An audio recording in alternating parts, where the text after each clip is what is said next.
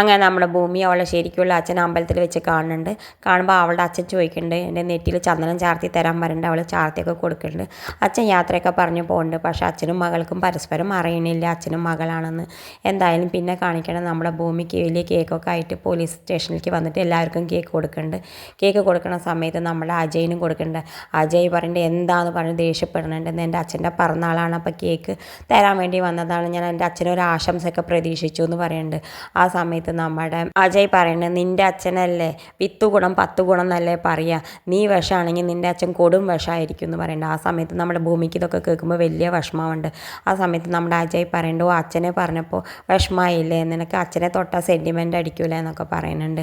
ആ സമയത്ത് നമ്മുടെ ഭൂമി പറയുന്നുണ്ട്, അച്ഛൻ എന്ന് പറഞ്ഞാൽ എൻ്റെ നെഞ്ഞത്ത് തീ വന്ന് വീണ പോലെയാണ്, എൻ്റെ മനസ്സിൽ ഒരുപാട് വിഷമമുണ്ട് എൻ്റെ അച്ഛനെ കുറിച്ചിട്ട് എന്ന് പറയുന്നുണ്ട്.